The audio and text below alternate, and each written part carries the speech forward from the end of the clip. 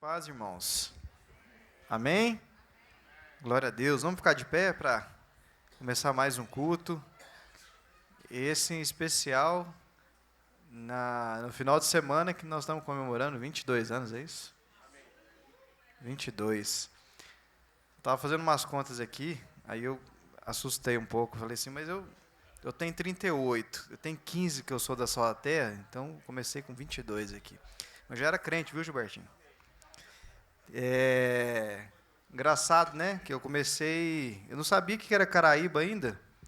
Comecei na igreja chamada Sal da Terra Saraiva, na época. Que era filha do Caraíba. Era fruto, né? Dessa igreja. E fui tão abençoado lá, na época o Lazinho, que me convidou, a Flávia. Tinha o Paulinho também, enfim, tanta gente. Aí depois fomos para Rondon, né, Gilbertinho? Na Rondon. E aí depois em 2015, que eu vim parar aqui no Caraíba. E eu descobri realmente, essa aqui é a mãe, esse aqui é o Caraíba, bênção. Então participei bastante. E nós estamos no final de semana comemorando os 22 anos da Sal da Terra Caraíba, né? Hoje especial com o pastor Gilberto Marques, o rei da peteca. Vamos ser muito abençoados aqui hoje.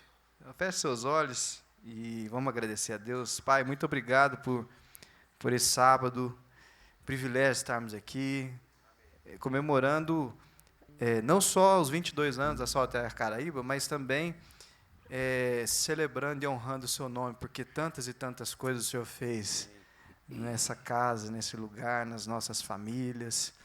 Como o Senhor tem nos abençoado, por isso o Senhor é grande, é maravilhoso, Deus. Isso que nós cantamos. Por tudo o que tens feito, por tudo que vais fazer, por tuas promessas e tudo que és, eu quero te agradecer com todo o meu ser.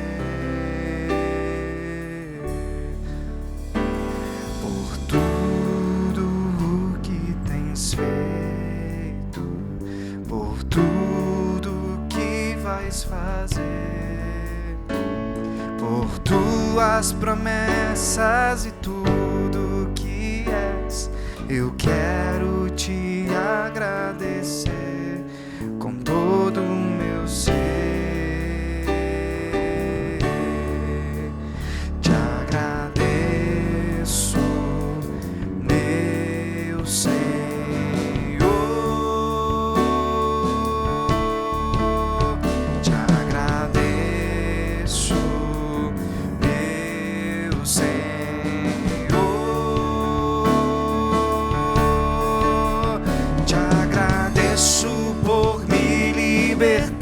E salvar, por ter morrido em meu lugar, te agradeço, Jesus, te agradeço, eu te agradeço, te agradeço.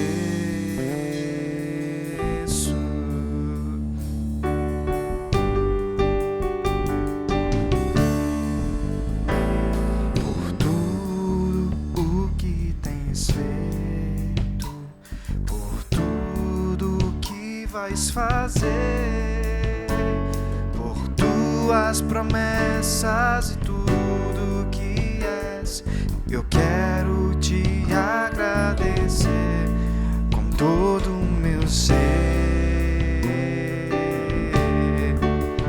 Te agradeço, meu Senhor.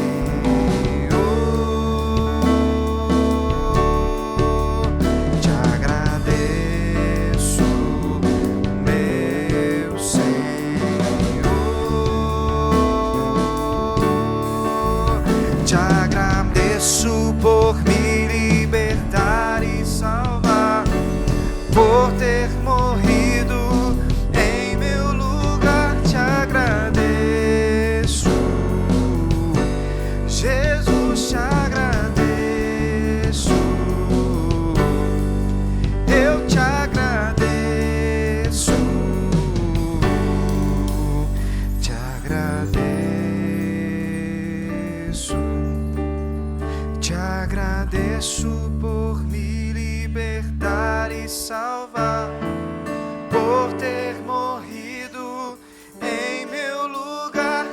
agradeço,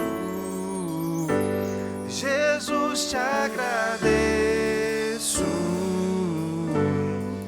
eu te agradeço,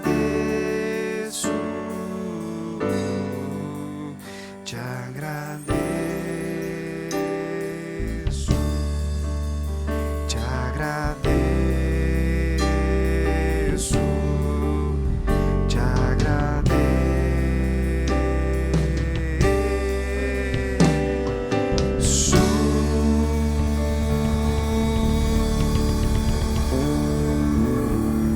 Aleluia.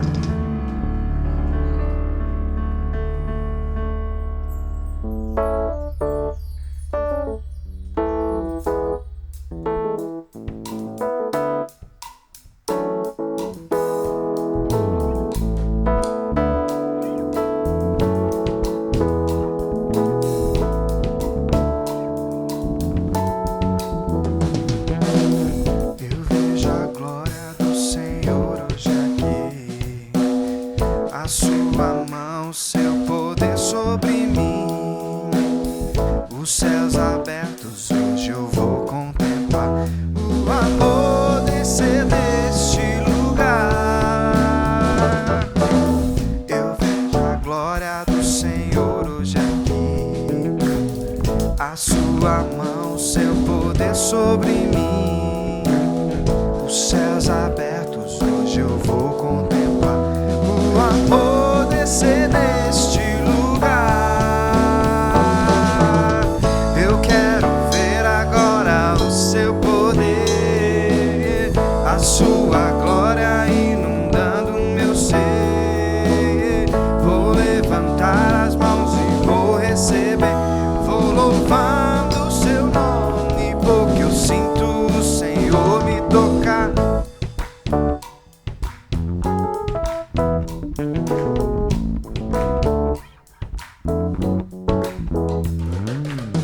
Eu vejo a glória do Senhor hoje aqui, a sua mão, seu poder sobre mim, os céus abertos hoje eu vou contemplar, o amor descer neste lugar. Eu quero ver agora o seu poder, a sua glória inundando meu ser. Vou levantar as mãos e vou receber, vou louvando o seu nome, porque eu sinto o Senhor me tocar. Eu quero ver agora o seu poder, a sua glória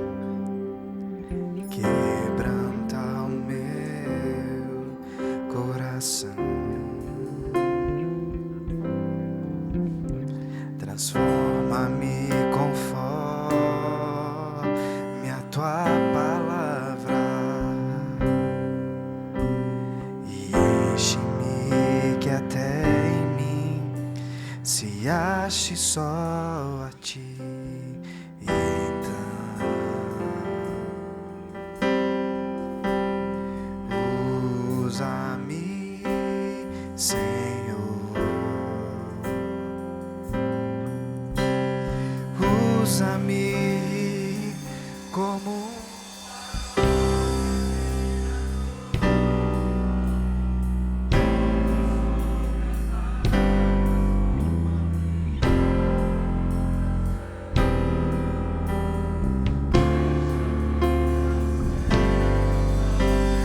quero ser usado da maneira que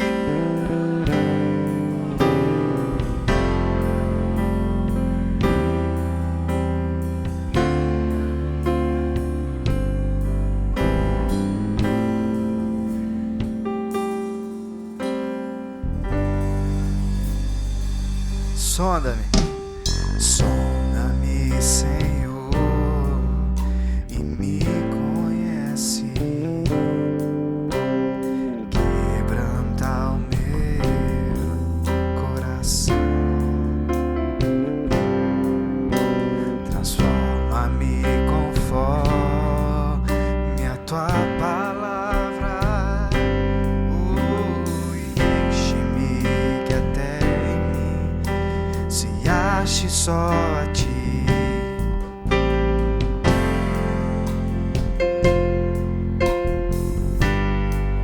Usa-me, Senhor,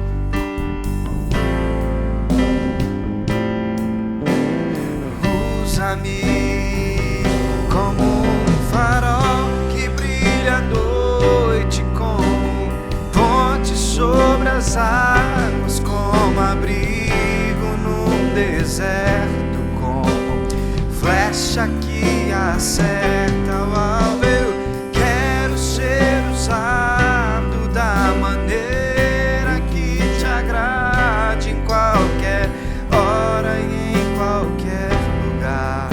Eis aqui a minha vida, usa-me, Senhor, usa-me, sonda-me.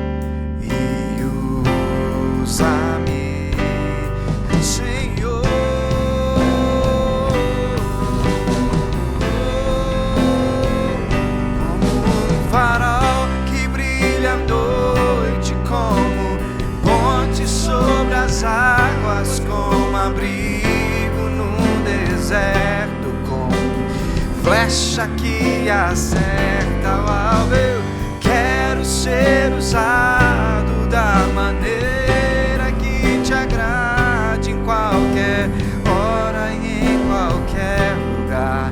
Eis aqui a minha vida, usa-me, Senhor, usa-me como um farol.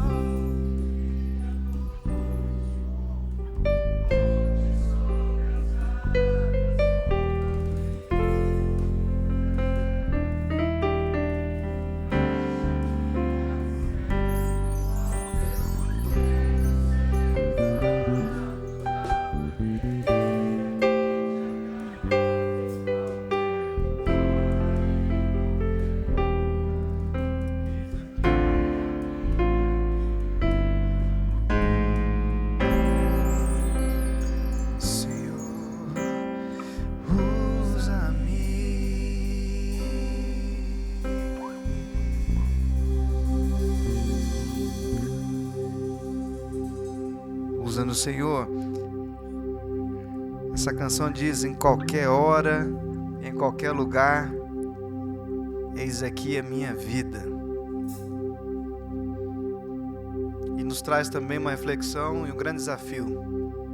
Será que é eis-me aqui mesmo, Senhor? Da forma como o Senhor quer ou da forma como eu quero? Da forma como eu desejo ou da forma como o Senhor deseja? Vem aqui só quando eu preciso, ou eis aqui a minha vida, usa-me como instrumento nas suas mãos.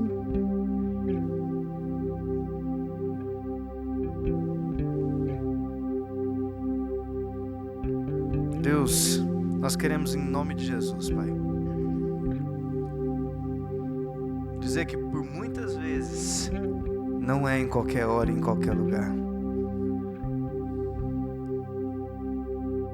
mas somos gratos, Deus, pela sua misericórdia sobre as nossas vidas. Estamos aqui diante do Senhor, confessando as nossas falhas, e por muitas vezes as nossas próprias vontades. E o Senhor conhece, porque essa canção mesmo diz: sonda-me, Senhor. Derrama, Pai, e renova, Senhor, a nossa mente, o nosso entendimento, para estarmos preparados para dizer: eis-nos aqui, Deus. Eis-nos aqui, Senhor.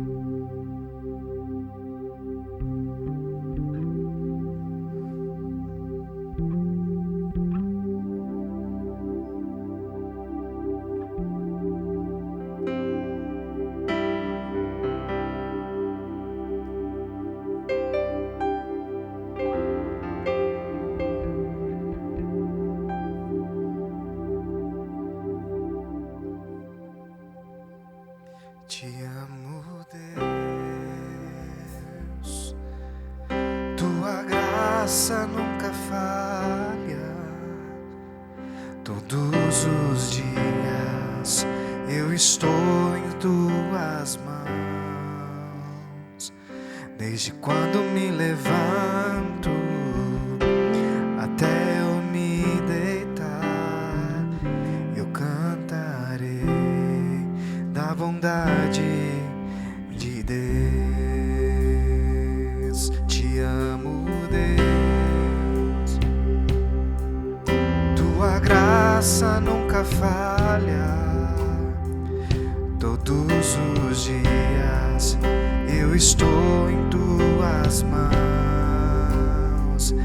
Desde quando eu me levanto até eu me deitar, eu cantarei da bondade de Deus.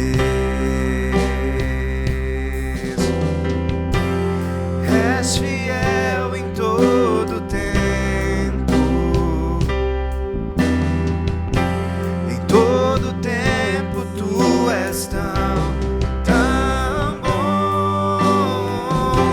Com todo fôlego que tenho, eu cantarei da bondade de Deus. Tua doce voz que me guia em meio ao fogo da escuridão, tua presença me conforta. Sei que és meu Pai, que amigo és, e vivo na bondade de Deus. És fiel em todo tempo, em todo tempo tu és tão bom. Com todo fôlego que tenho,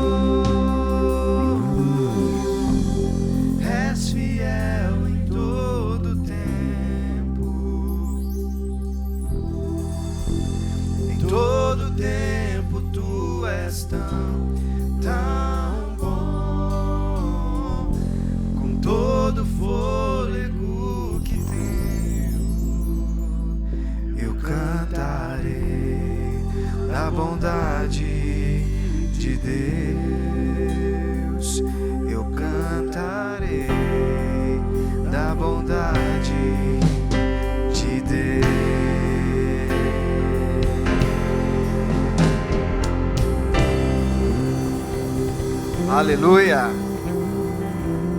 Glória a Deus.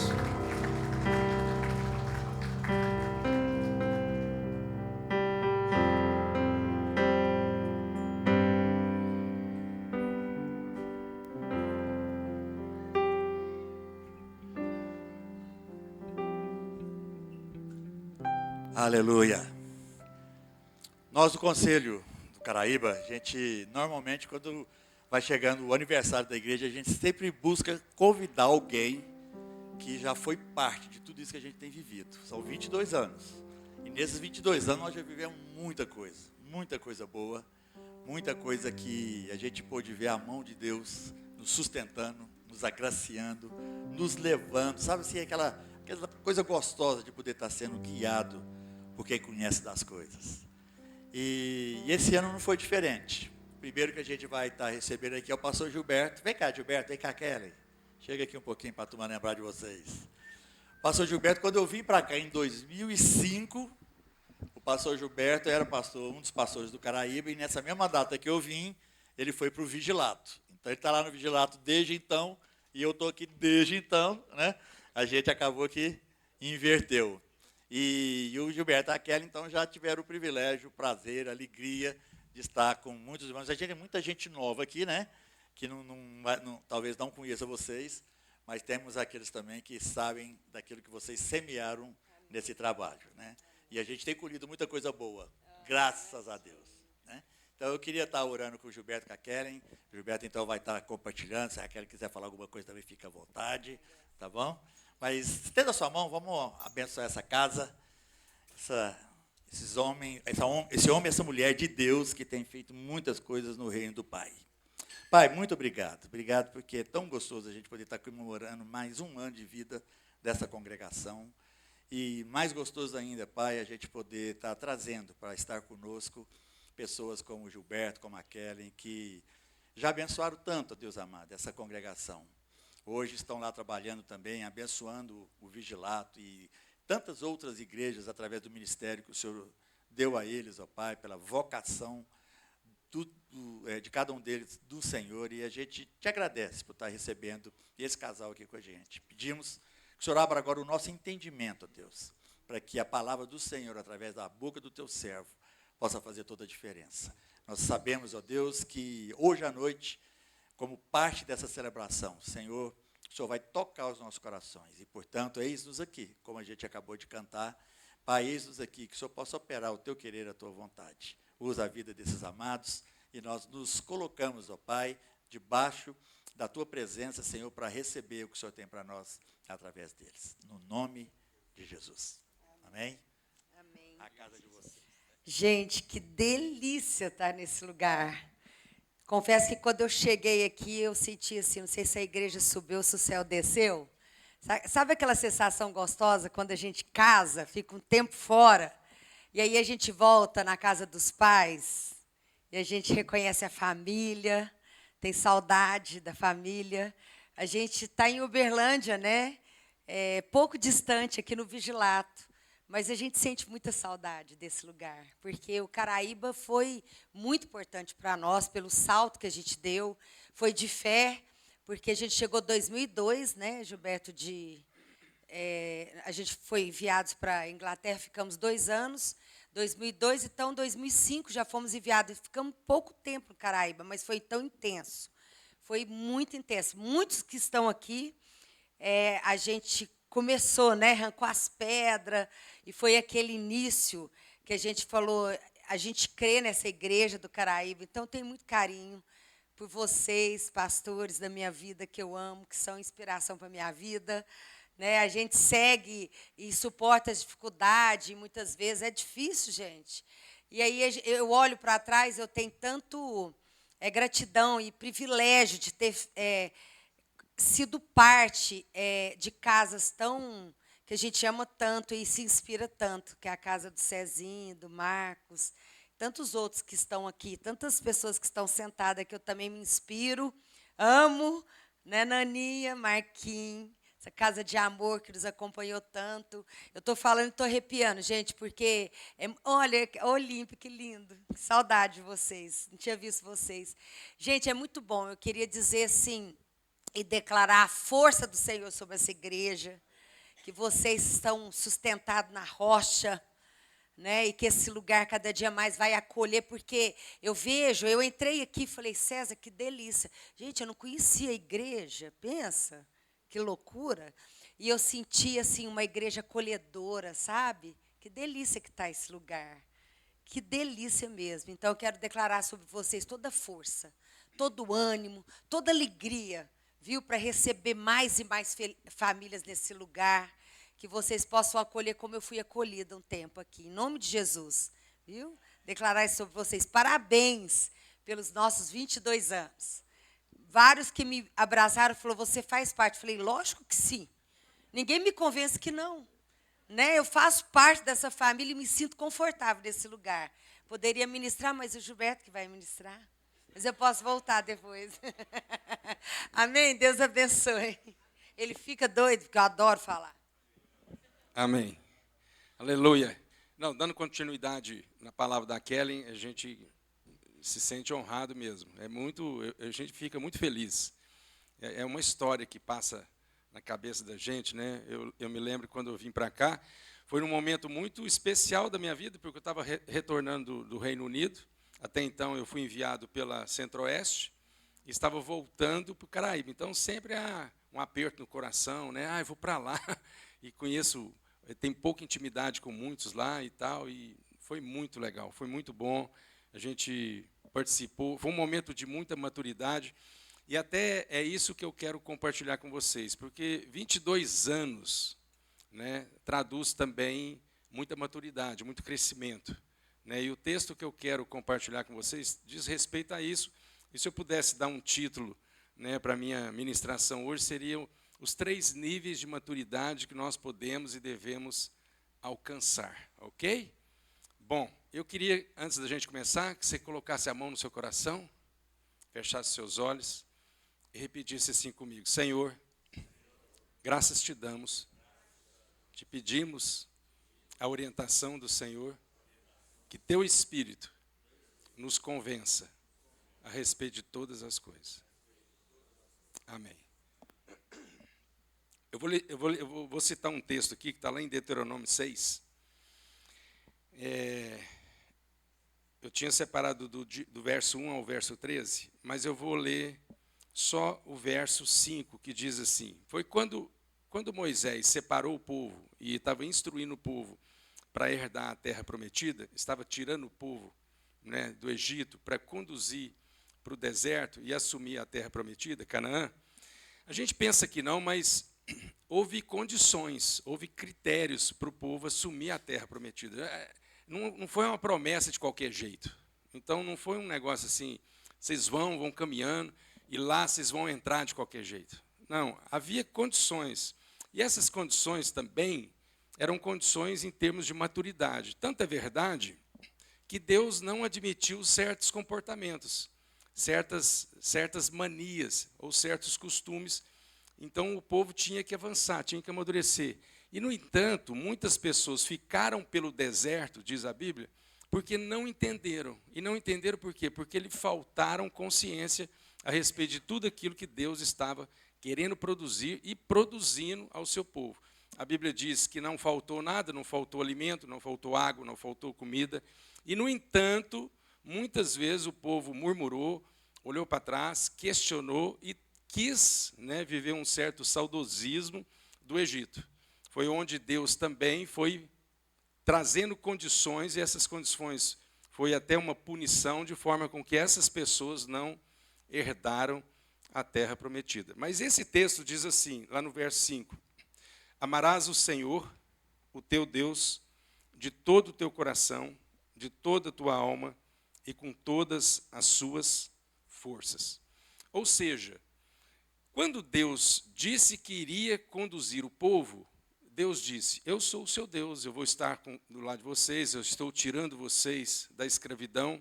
Agora vamos contextualizar isso para nós, porque o Antigo Testamento, naquilo que se refere à saída do povo do Egito, passar para o deserto e assumir Canaã, também tem uma forma arquétipa, ou seja, de uma forma de analogia, de nós entendermos que Jesus foi esse também que nos tirou da condição de pecado, do reino das trevas, e nos conduziu ao reino da luz. Ou seja, Jesus foi esse Moisés que fez toda essa propiciação e nos conduziu à terra prometida. Amém?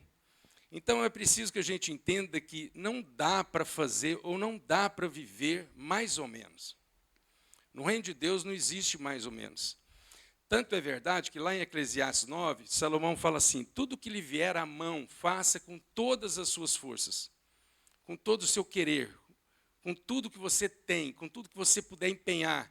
Porque depois, quando você morrer, na sepultura, ele diz, lá não vai existir mais o quê? Projetos, lá não vai existir mais esforço, lá não vai existir mais nenhuma proatividade. Então, tudo que nós devemos fazer agora, nós precisamos fazer com todas as nossas forças. Mas é interessante, porque hoje, como psicólogo, eu lido muito com vários transtornos, na questão de personalidade e tudo mais. Existe um transtorno de personalidade, que é transtorno de personalidade histriônico. Ou seja, a pessoa que é histriônica é uma pessoa muito intensa em tudo. Então, ela ama demais. Ela vê a pessoa e fala, nossa, que saudade, eu te amo demais, mas é tudo exagerado. Então, você quase sente que existe uma certa falsidade, assim, um fingimento, porque ama tanto, né? Nossa, mas é tanto, né? É tão assim. Mas, ao mesmo tempo que é tanto demais, no outro dia, a pessoa também ela já muda de comportamento, e aí essa pessoa é muito sensível a algumas coisas, então ela desiste fácil. Isso é um transtorno. É interessante porque muitos transtornos a gente vai conseguir superá-los na medida que a gente também vai tendo uma consciência a respeito deles, que é um processo de quê? Amadurecimento. E eu gosto hoje, né, até na minha profissão como psicólogo também, mas também como pastor, eu gosto muito de estatísticas, de pesquisa, porque isso traduz aquilo que as pessoas estão o quê? Sentindo. Então, quando você pega uma pesquisa idônea, né, pautada em resultados sérios, são coisas que a gente realmente dá para sentir. Por isso que a Bíblia fala que as coisas naturais são sombra das espirituais. Vou pedir para passar um slide, que foi uma pesquisa que foi feita lá em Nova York, pelo jornal The Wall Street, e ele fez uma pergunta seguinte: desde 1998 até 2023, ou seja, 25 anos, não está passando não, tá? Agora está, ok. Só para você ver, essa pesquisa é recente, ela foi feita em 2023, e ela tem 25 anos, ou seja, a pergunta foi dentro de 25 anos. Os valores, ou seja, aquilo que a sociedade americana achava que era importante na vida deles, há 25 anos atrás e hoje em 2023. Olha para você ter uma ideia, o patriotismo, ou seja, defender a pátria, lutar pela pátria, caiu de 70% para 38%. A religião, no caso, buscar a Deus e ter a sua vida focada em Deus, caiu de 62% para 39%. Ter filhos caiu de 59% para 30%. Envolvimento com a comunidade, ou seja, se importar com filantropia, com cuidado, assistência social, caiu de 62% para 27%. Só uma coisa na pesquisa que aumentou: ganhar dinheiro. Subiu de 31% para 43%. Ganhar dinheiro é errado? É uma motivação errada? Não. Pelo contrário, nós precisamos do dinheiro. Eu quero só que você baseie, que você foque naquilo que, na verdade, hoje, muitas vezes nós estamos, é onde Jesus falou lá em Mateus 6, né? Se a gente pensasse em buscar o reino de Deus em primeiro lugar, todas essas coisas que a gente desejaria, ou seja, o que comer, o que vestir, o que beber, essas coisas seriam acrescentadas na nossa vida. A gente só não poderia inverter as nossas motivações. E a gente percebe que hoje nós estamos vivendo uma sociedade tão corrida, tão automática, né, tão intensa assim, em buscar resultados, ou seja, eu valho mais do que pelo que eu tenho, pelo que eu sou. Ou seja, então, muitas vezes as pessoas não estão nem importando com o nome, com aquilo que seja, aquilo que vai traduzir a minha vida, o que as pessoas vão pensar. Desde que eu tenha condições, eu tenha bens, eu tenha algo para mostrar. E é interessante porque cada vez mais nós estamos vivendo um adoecimento na nossa vida. E um dos maiores adoecimentos que a gente está vivendo hoje na nossa sociedade é o adoecimento do lado quê?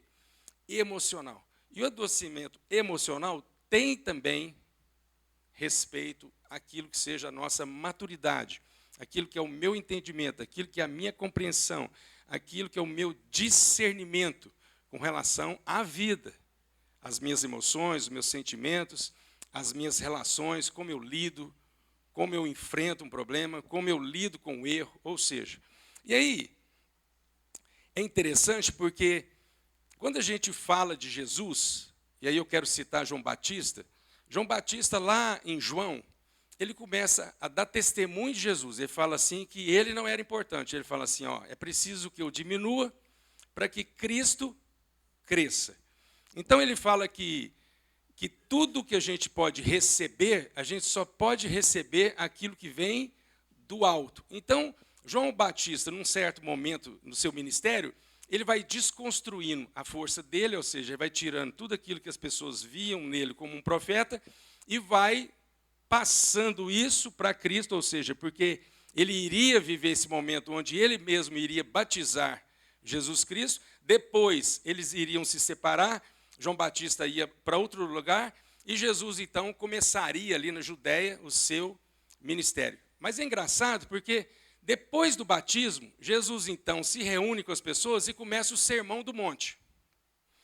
Gente, o Sermão do Monte é uma coisa assim, impressionante em termos de desconstrução daquilo que era um valor da sociedade. Porque Jesus começa a trazer paradoxos para nós que muitas vezes a gente não achava que era e que a gente tinha que entender que é. Então, o Sermão do Monte começa lá em Mateus 5, dizendo tudo que a gente não acredita. Bem-aventurados são vós que choram, que serão consolados. Não, para nós chorar às vezes é muito ruim, a gente queria o quê? Sorrir. Bem-aventurados vocês são fracos.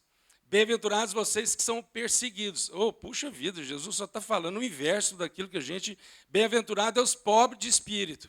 Ou seja, tudo aquilo que nós não acreditávamos enquanto sociedade e que a gente não busca naturalmente, porque bem-aventurado para nós é o forte, que impõe a sua condição, não é o fraco, não é o perseguido, não é aquele que sofre, não é aquele que vive a injustiça. Não, bem-aventurado é aquele que faz a justiça, na nossa concepção. E aí, para não bastar, Jesus, terminando esse discurso, ele começa outro dizendo o seguinte, vocês ouviram falar a respeito de dar carta de divórcio na condição de adultério.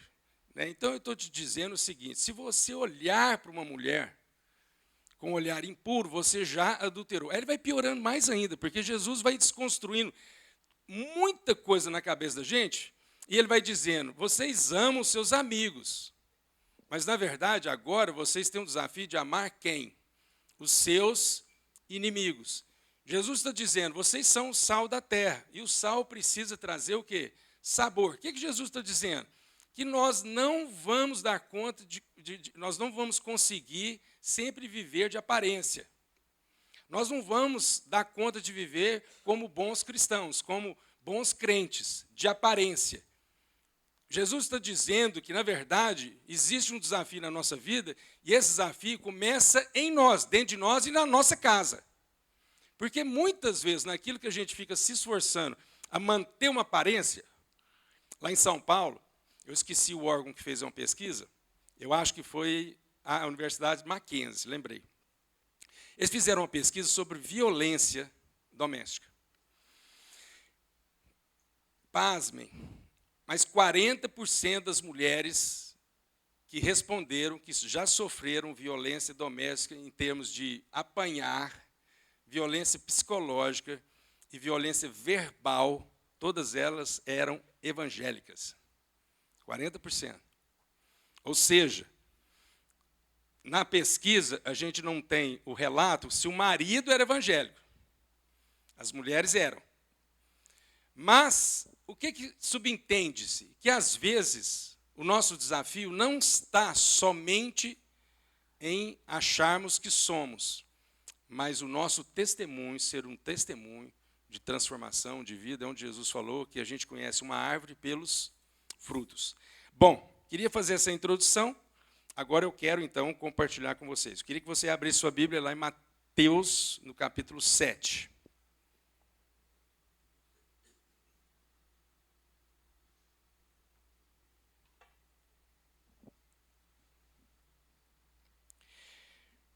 Mateus capítulo 7, verso 7. Ele diz assim, antigamente a gente pediu o povo para abrir a Bíblia, né? A gente ouvia os barulhinhos das páginas, né? Hoje, a gente só tem Bíblia de iPad, celular, então a gente não ouve nem mais barulho, né?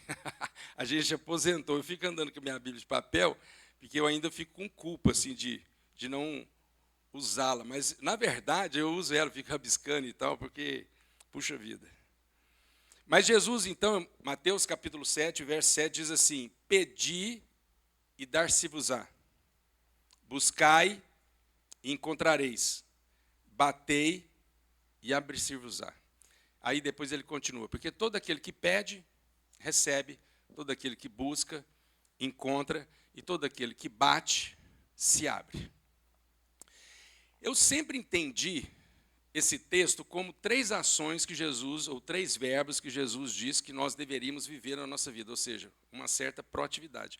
Mas uma vez eu estava refletindo mais nesse texto, e eu entendi que a gente pode interpretar, ou a gente pode entender, a gente pode compreender que esse texto, ele diz numa sequência, ou seja, Jesus está dizendo que existe uma sequência lógica aqui. E essa sequência, ela não é invertida, tanto é que Jesus citou dessa forma. Então, a gente entende que é dessa forma, ok? Porque se fosse buscar e encontrareis, pedir e... Não, ele disse, pedi e recebereis, buscar e encontrarás, batei e abrir-se-vos-á. E eu estava refletindo e entendendo que esse texto pode ser uma compreensão diferente da qual a gente nunca compreendeu, ou seja, um processo de amadurecimento e de entendimento na nossa vida. Uma das coisas que Deus quer operar em nós, porque Deus não quer só fazer coisas para nós, mas uma das ações mais fortes e primordiais na nossa vida é o que Paulo escreve lá em Romanos 12, ele diz, transformai-vos pela renovação do vosso entendimento, para que vocês possam, na verdade, experimentar a boa, perfeita e agradável vontade de Deus. Paulo não diz, pede para Deus te transformar e vai dormir. E amanhã você vai acordar transformado. Aí você acorda e fala, ó, eu estou vendo tudo diferente. Não, isso não vai acontecer, irmãos. Eu vou te dar um exemplo bíblico. Salomão estava dormindo, Deus se apresentou a ele e falou assim, o que você quer? Salomão falou assim, eu quero ser sábio, quero sabedoria. Então, Deus deu a ele o quê? Sabedoria. No outro dia, Salomão acordou sábio? Não. No outro dia, Salomão teve que, na verdade, experimentar na sua vida algo para que expressasse tudo aquilo que ele o quê? Pediu para Deus. Então, ele acordou e já teve um BO para ele resolver. 2 mulheres, um filho tinha morrido, a outra trocou, enfim. Trouxeram o abacaxi para Salomão resolver, Salomão pensou, refletiu, provavelmente ele deve ter lembrado, pai, eu pedi para o Senhor me dar sabedoria, agora o Senhor me dá, porque eu tenho que exercer essa sabedoria. E ele falou, então está fácil, pega o soldado aqui, nós vamos partir esse menino no meio, metade para um, metade para outro, fica tudo resolvido. E aqui não era a mãe, falou assim, legal, resposta boa. E a outra falou, não, o filho não é meu, pode dar para outra, que está tudo certo. E Salomão, então, falou, pega, tira esse menino dessa mulher e dá para outra, porque a verdadeira mãe é aquela ali. Então, Salomão teve que viver. Muitas vezes na nossa vida, a gente gostaria que Deus resolvesse algumas questões da nossa vida, e a gente não participasse, ou seja, a gente não queria envolvimento. Mas não tem jeito, irmãos. Tudo Deus vai te incluir na sua história, ou seja, você faz parte da sua existência. Caso contrário, você vai ficar sempre como uma pessoa que fica deslumbrando e vislumbrando algumas coisas e não participa daquilo que Deus quer operar através de você em você. Amém? Então vamos lá. Primeiro nível de maturidade: pedir e receber. Esse é o nível básico. Básico. Uma criança, um recém-nascido, vive esse nível de maturidade. Uma criança pede como? Chorando. Então esse é o nível mais básico. Ela chora na certeza de que a mãe vai dar o quê? O peito. E uma vez que a mãe deu o peito ou deu o mamar, aquela criança, então, saciada da sua necessidade, o que ela fica? Feliz, contente. Ela fica o quê? Plena. Até que ela tenha fome de novo. Ou seja, esse é um nível de maturidade onde não há o quê? Entendimento. Não há compreensão. Não há discernimento. Só há o quê? Suprimento de necessidades. É um nível básico. Então, eu peço e eu tenho expectativa de quê? De receber. Mas como não envolve entendimento, muitas vezes esse nível de maturidade faz com que a gente, uma vez imaturos na nossa vida, e aí a gente está vivendo como uma criança, certo? Quando a gente não recebe, a gente se porta como crianças o quê? Mimadas, imaturas, que então começam a duvidar e começam a questionar até do amor de Deus. Ou seja, será que Deus existe mesmo? Será que tudo na minha vida está funcionando? Será que Deus está me respondendo? Será que eu estou fazendo alguma coisa contrária à vontade de Deus? A gente começa a fazer certas avaliações que até nós mesmos que começamos a duvidar daquilo que seja o quê? A nossa vida. Eu quero citar, então, na Bíblia, esse nível de maturidade de pessoas que viveram. Por exemplo, os 10 leprosos. Os 10 leprosos são um exemplo clássico de que todos aqueles 10 pediram para Jesus o quê? Uma cura. Eles estavam leprosos e eles falaram: Senhor, me cure.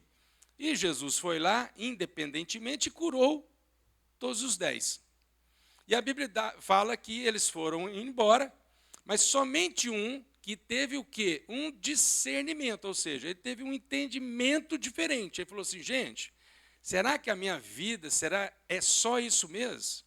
Eu vou ser curado, vou embora, até esperar por outro desafio na minha vida, e aí depois eu peço de novo? Não, esse homem, ele ficou em crise no meio do caminho. Tanto ele ficou em crise, que ele o quê? Voltou. O fato dele voltar para questionar Cristo, para querer ficar com Cristo, já é um ponto o quê? Extremamente o quê? Positivo na vida dele. Porque ele estava vivendo uma crise o quê? De consciência. Esses dias eu estava fazendo terapia com um paciente e ele virou para mim e falou assim: Gilberto, eu estou vivendo muitas lutas, eu estou em crise, eu ando um homem em crise. Eu falei: não, parabéns. Que coisa legal, uma coisa boa. A coisa mais difícil é quando a gente está tratando alguém que não tem crise. Porque a pessoa em crise é um ponto positivo. Essa pessoa está fazendo uma profunda reflexão na vida dela. Se ela está em crise, porque ela está fazendo reflexão. E que ela está percebendo que tem certas coisas que não está legal. E que precisa o quê? Mudar. Então, você viver crises é bom. Você viver uma crise no seu casamento é bom. Porque você percebe que o seu casamento precisa o quê? Melhorar, precisa avançar, precisa aperfeiçoar, precisa crescer.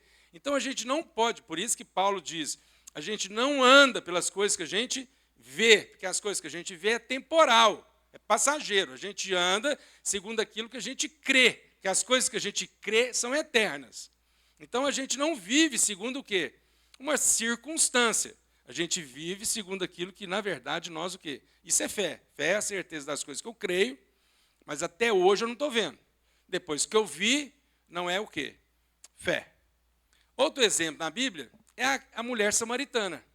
A mulher samaritana teve um encontro com Jesus. Aquela conversa com Jesus foi tão intensa, foi tão marcante na vida daquela mulher, que aquela mulher saiu de lá, ela largou o seu cântaro, e ela foi para a cidade onde ela morava, e ela sentou com a população lá, com as pessoas, e ela convenceu todo mundo de lá, voltar lá e ouvir Jesus. Ou seja, aquela mulher, ela viveu um nível onde ela não entendeu que algumas coisas estavam acontecendo na vida dela, era só dela, e precisariam morrer nela, e ficaria nela só. Não, ela quis que aquilo saísse dela. Ou seja, ela avançou, porque muitas vezes, nesse primeiro nível de maturidade, eu quero pedir para mim, e o resto o quê? Que exploda. Eu não quero saber o problema do outro, eu quero saber o meu problema sendo o quê? Resolvido, a minha questão sendo resolvida. Então, eu não estou muito preocupado. Mas aquela mulher teve uma transformação tão grande, e não só de entendimento, mas também de maturidade, que ela falou assim, puxa vida, aquilo que eu recebi não pode ficar parado dentro de mim. Aquilo precisa o quê? Avançar. Tanto é verdade que ela levou o povo ficou 3 dias assentado com Jesus, ouvindo Jesus ministrando durante 3... Olha o tanto que Jesus conversou com aquele povo, gente. A gente participa de um culto de 1h30, a gente fica agoniado, né? Como é que mudou muito essa questão da contextualização? Daqui um pouquinho a gente vai começar a olhar no celular, o Gilberto vai parar, não sei o quê, tem que ir embora, não sei o quê, porque amanhã é domingo. Não, Jesus ficou 3 dias com o povo, ministrando. E aquelas pessoas sendo o quê? Transformadas. Esses dias eu estava conversando com uma pessoa, ele faz terapia também, ele tem assim, uns 45, 50 anos. Ele falou assim, Gilberto, eu vejo muita diferença na questão das gerações, né? E aí ele estava falando dele, né? E eu falei assim para ele, coisa interessante você está falando, porque para quem hoje trabalha com isso, por exemplo, eu como terapeuta, a gente atende pessoas na faixa etária de 45, 50 anos, o nosso esforço é fazer com que essas pessoas, elas se desinibem, ou seja, elas saiam da condição de estarem reprimidas. Então, é uma condição de falar assim, se abre seu coração, fala o que está doendo. Então, ninguém vai te censurar. Então, é um esforço da pessoa sair desse lugar, né, e ser espontâneo aos seus sentimentos. Mas a hora que a gente trabalha ou trata jovens de 18, 20, 25 anos, nosso esforço já não é mais esse. O nosso esforço, na verdade, é fazer com que esses jovens, ou seja, até pela condição também da idade, assumirem o quê? Responsabilidades, compromissos. Então, eles são abertos, eles não se sentem mais reprimidos, eles expõem, eles falam. Então, eles são espontâneos, eles conversam, eles dizem. Mas, dificilmente assumem uma postura mais o quê? Madura a respeito da vida. Não querem o quê? Responsabilidade, não querem compromisso. Não querem assumir um posicionamento. Ou se assumem, logo terminam, logo desanimam e falam assim, não, está vendo como é que são níveis de quê? De crescimento. Níveis de quê? De maturidade. Vamos para o segundo. Buscai e encontrarás. Esse nível de maturidade, de buscar, já é um nível mais profundo. Por quê? Porque exige de nós o quê? Uma proatividade. Ou seja, eu estou o quê? Buscando. Então, eu tenho que avançar. Eu tenho que ir lá atrás, procurar. Então, Jesus está dizendo que o primeiro nível, se era só pedir, agora esse exige mais de mim o quê? Essa capacidade de quê? De avançar, de buscar, de desejar, de ser proativo. Então, é um nível onde, muitas vezes, não é tão raso, mas também vai exigir de nós o quê? Nós não tomarmos uma decisão de deixarmos de procurar. Ou seja, esse segundo nível diz respeito a muitas coisas que, no meio do caminho, a gente pode o quê? Abrir mão. No caso, desistir. Ou seja, você vai ver que o maior desafio que você vai viver na sua vida não é começar alguma coisa, mas é o quê? Terminar. Começar, a gente sempre o quê?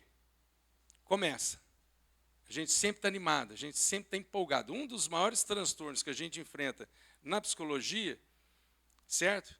São transtornos de personalidade, por exemplo, borderline ou outros transtornos. A pessoa sempre está animada, ela começa alguma coisa, mas no meio do caminho ela, por alguma razão, desiste, desanima, retrocede, abandona, ou seja, ela não consegue concluir. Isso diz respeito a algo que, na verdade, eu estou o quê? Abrindo mão de algumas coisas. Ou seja, eu não estou conseguindo perseverar. Alguma coisa de errado? Nada disso. Não tem nada de errado. Só de entendimento naquilo que eu preciso o quê? É uma falta de resiliência. Ou seja, Jesus fala que aquele que lança mão do arado já não olha mais para trás, ok? Então só existe um caminho para nós. E esse caminho é para onde? Para frente. Não tem como mais o quê? Olhar para trás. Lá em Hebreus, no capítulo 10, a Bíblia diz que Deus não tem prazer naqueles que retrocedem.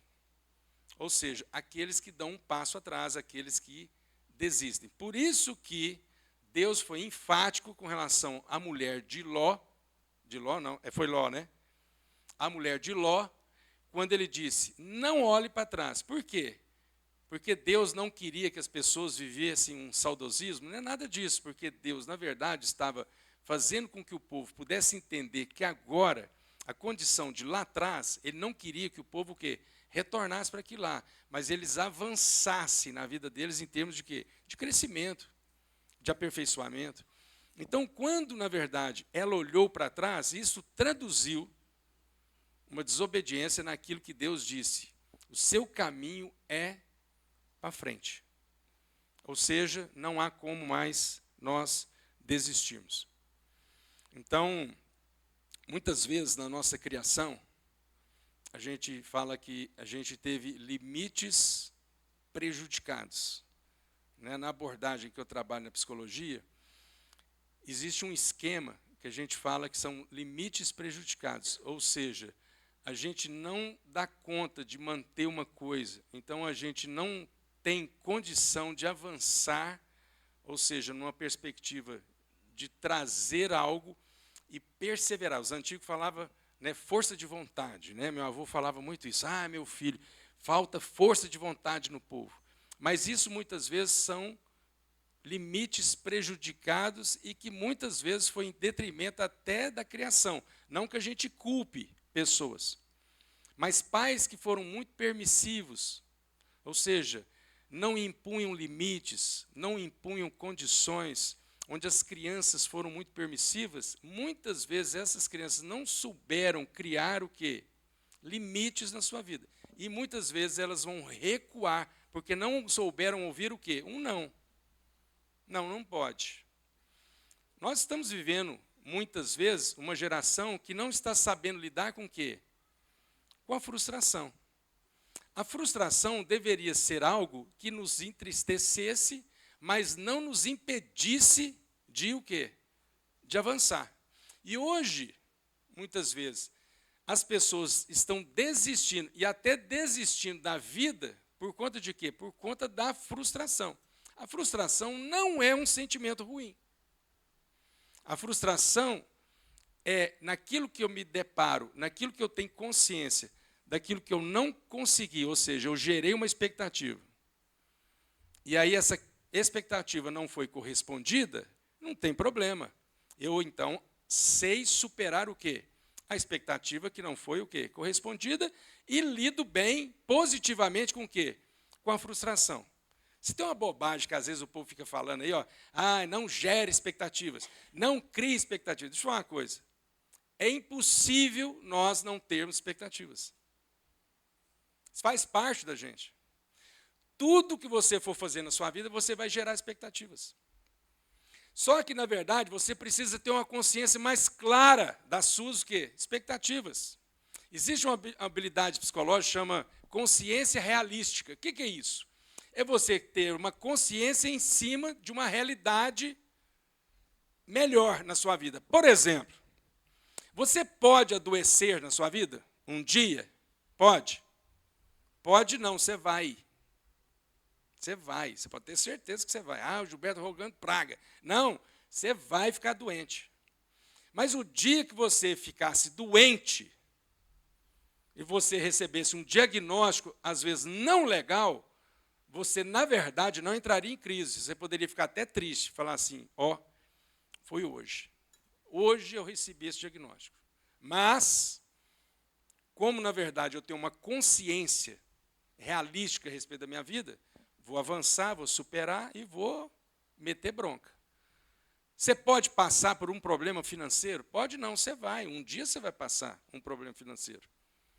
Sempre a gente está o quê? Propício. Ah, você vai ficar preocupado com o seu futuro? Não. Quem fica muito preocupado com o futuro fica ansioso. Quem fica muito preso ao passado fica deprimido. Amém? Então é o seguinte, você vai ter só consciência daquilo que, na verdade, você pode enfrentar. Por isso que Paulo, escrevendo aos Efésios, ele fala assim, ó, sabe o dia mau que um dia você vai ter que encarar? Ele fala. Então, que você, na verdade, precisava se fortalecer no Senhor e na força do seu poder, para poder resistir ao dia mau. Ele está dizendo que esse dia mau vai chegar? Vai. A gente só não sabe quando. Mas que ele vai vir porque ele faz parte da nossa o quê? Existência. Se tem um livro que eu acho que tinha vontade de rasgar na Bíblia, é o livro de Tiago. Mas a gente não rasga porque a gente tem certeza que Deus mandou pôr lá, certo? Mas olha que loucura que esse Tiago, ou esse Tiago estava doidão, ou ele era inspirado por Deus mesmo, certo? Ele fala assim, tende por motivo de muita alegria passardes por provação. Ah, pelo amor de Deus, Tiago. Passar por alegria, o passardes por provações, aí na certeza de que lá no fim você vai ser maduro e completo. Não, a gente não quer passar momentos de agonia, momentos de desespero. Mas por que Deus fez colocar isso? Porque isso era necessário na nossa vida. O passar por provações e ainda, contudo, ser o quê? Alegre. Alegre. Terça-feira passada agora, eu fui dar aula lá na Centro-Oeste, a nossa aula da nossa escola de liderança. E o tema da nossa aula era alegria e singeleza de coração. E, coincidentemente, naquele dia eu estava muito triste. Triste porque eu estava passando um abacaxi na minha família lá, né, resolvendo um pepino, e impotente, sem ter condições de poder fazer alguma coisa, eu falei, irmãos, hoje o tema da minha aula é alegria e singeleza, mas hoje é um dos dias mais tristes da minha vida, viu? Aí o povo ficou tudo preocupado, falei, não, está tudo certo, está tudo bênção. Então, nós vamos sorrir aqui, vai rir, mas eu quero que vocês saibam que eu estou triste. Isso, num certo sentido, é a gente ter uma consciência de que a gente precisa avançar, ser mais maduro. Amém? Bom, e por último, batei e abri-se-vos-á. Se o primeiro nível a gente fica mimado, o segundo a gente tem a tendência a murmurar, porque a gente busca e não encontra. E é interessante que a Bíblia fala que Deus abomina quem? O murmurador, a murmuração. Foi um dos quesitos que o povo não entrou na terra prometida. Murmuração, ok? O que é murmuração? Reclamar, ou seja, duvidar, ficar lá repetindo a mesma coisa e sempre no aspecto o quê? Negativo. E eu achei interessante, porque esse outro nível que Jesus diz, batei e abri-se-vos-á, ele é um nível que agora eu vou ter que, na verdade, entender que eu vou ter que insistir. Ou seja, vai exigir de mim muito o quê? Perseverança. Existe uma palavra da física que a gente usa muito hoje, né? Psicólogo, pastor, a gente prega, a gente fala, chama resiliência. Resiliência é a capacidade de um corpo sofrer uma pressão, e depois dessa pressão sofrida, ele volta ao seu estado original, ou seja, ele volta do jeito que ele era, ok? A resiliência, então, faz com que você emborca, mas você não quebra. Aí, quando cessa a pressão, você volta para o seu estado o quê? Original. E é engraçado porque esse último momento, esse último estágio da maturidade, a gente precisa estar bem posicionado, porque imagina, você está numa porta, você bate e aí ninguém ouve. E aí não abre. Só que é engraçado porque esse é um estágio que você não pode levar a sua vida no aspecto negativo. Então, qual que é o aspecto negativo? Eu não quero incomodar. Às vezes tem gente que fica assim, Gilberto, eu queria tanto te ligar, mas eu não te liguei porque eu não queria incomodar. Sabe o que é isso, irmão? Orgulho. Orgulho. Porque, na verdade, a gente tinha que entender que a gente precisa ser um povo que incomoda. Você tem que aprender a incomodar os outros, irmãos. Se você não incomodar, é porque você é orgulhoso. É verdade. Aí a gente fica lidando com quem? Com vaidade. A gente fica lidando, sabe, com transtornos lá na personalidade da pessoa. Porque ao invés da pessoa ser uma pessoa extremamente proativa, em termos de falar assim, vou incomodar, e aí a Bíblia fala sobre isso. Jesus conta uma parábola de um juiz iníquo e uma viúva, e Jesus está dizendo para a gente ser dessa forma. Ou seja, Jesus contou essa parábola dizendo, vocês precisam ser igual a essa viúva. A Bíblia fala que havia um juiz que não tinha temor nenhum de Deus. Não era o Marcelo. Marcelo é um homem temente a Deus. Era um homem que não tinha temor nenhum de Deus. E não tinha temor nenhum das pessoas. E a mulher, julga minha causa. Ele falou, não julgo, porque na verdade é o que manda aqui, nessa porcaria aqui, e não temo a Deus e não vou julgar. Aí a mulher ficou o quê? Importunando. Senhor, com respeito. Senhor, julga minha causa, Senhor, julga minha causa. Chegou um ponto, ele falou assim, meu Deus, eu não aguento essa velha. Então eu vou julgar essa causa aqui para ela ir embora, para me deixar em paz. E ele julgou a causa dela. E Jesus falou assim, a gente tem que ser desse jeito. Eu quero te dar um testemunho de um paciente que eu atendi. Ele era muito sistemático, uma pessoa muito sistemática. Assim, para pedir favor, era assim, ele não pedia de forma alguma. E aconteceu uma situação na vida dele que ele não teve o quê? Saída. Ele morava, e tinha um vizinho, ele morava num condomínio, e o seu vizinho era do lado dele, né, lógico, vizinho. E aí o filho dele, ele tinha um filho especial de 15 anos, e o filho dele faleceu na noite. Ele teve uma morte súbita.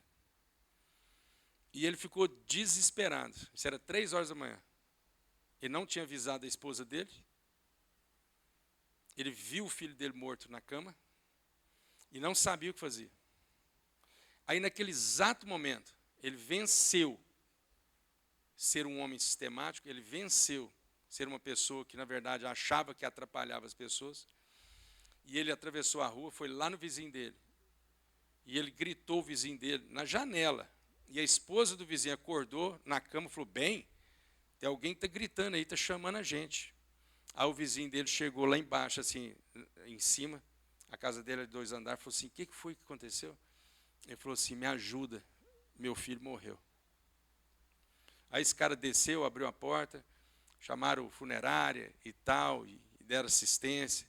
Moral da história, hoje, eles são amigos íntimos. Eles são os melhores amigos, ou seja, eles viajam junto, eles vão para a chácara junto, eles fazem tudo juntos, porque isso trouxe para a vida deles, sabe o quê? Intimidade, quebrantamento. Uma coisa que a gente precisa vencer. Esse é o nível mais profundo de maturidade. O nível mais profundo de maturidade é quando a gente, na verdade, não está preocupado com o nosso orgulho. Nós não estamos preocupados com vaidade nenhuma. A gente está só preocupado em abrir o nosso coração e mostrar verdadeiramente quem somos. Os nossos defeitos, os nossos erros, as nossas falhas. Porque uma das coisas mais difíceis para nós como seres humanos é abrir o que? A nossa intimidade e mostrar que os nossos erros, as nossas falhas, as nossas limitações. Porque a gente é mestre para querer mostrar o quê? Aquilo que a gente dá conta, aquilo que a gente é forte, aquilo que a gente é capaz. Então a gente é mestre para fazer isso, para mostrar só o nosso sucesso. Mas a gente é extremamente limitado para mostrar o quê? O nosso fracasso, as nossas limitações. Então eu louvo a Deus por essa igreja aqui, ó, porque são 22 anos de história, é 22 anos construindo uma história, é 22 anos semeando o que vocês sempre semearam. E eu quero dizer que essa igreja aqui já fez muito, muito mesmo para o ministério Sal da Terra, em termos de pessoas que já passaram por esse lugar e foram abençoadas. Pessoas que não só fizeram aqui, mas também que também foram abençoadas aqui e foram enviadas por esse lugar. Eu tenho certeza que vocês ainda viverão momentos mais ainda íntimos, mais profundos, mais maduros, mais fortes na vida de todos vocês e que como igreja local vocês possam cada vez mais aprender a ajudar uns aos outros. Amém? Em nome de Jesus. Eu queria que você curvasse sua cabeça, fechasse seus olhos. Eu queria orar por você. Agradecer esse convite. É sempre uma alegria muito boa voltar aqui e rever os irmãos, né? Os irmãos que sempre nos abençoaram. Amém. Querido Deus e Pai, eu quero agradecer por essa igreja. Muito obrigado, Senhor, pela igreja que se reúne nesse lugar. A vida de todos os pastores, a vida de todos os líderes, todos os homens, todas as pessoas, ó Pai, que de uma forma ou de outra têm cooperado para que o reino do Senhor possa cada vez mais crescer e avançar. Obrigado, Pai, porque essa igreja não tem, ó Pai, se limitado, não tem, ó Pai, evitado esforços para fazer com que mais pessoas sejam alcançadas, sejam transformadas. Essa palavra que nós compartilhamos hoje com todos eles, ó Pai, a respeito de Mateus, no capítulo 7, onde Jesus disse: pedi e recebereis, buscai e encontrarás, batei e abrir-se-vos-á. Eu quero declarar que essa palavra possa entrar no coração de todos nós, que nós possamos viver todo esse processo, ponto a ponto, passo a passo, e que depois, ó Pai, nós possamos fazer uma reflexão do quanto nós podemos crescer, amadurecer, ser aperfeiçoado. Nós queremos, ó Pai, avançar, nós queremos sair do estágio da meninice, da infantilidade. Queremos viver essa palavra como Paulo diz: quando eu era menino, eu pensava como menino, agia como menino. Mas quando me tornei um homem, eu penso como um homem, eu vivo como um homem. Que essa igreja, Senhor, possa viver todo esse processo de amadurecimento, em nome de Jesus. Em nome de Cristo Jesus, o nosso Senhor. Muito obrigado, nós te louvamos e te agradecemos. Amém e amém. Deus abençoe, viu, irmãos? Obrigado, um abraço.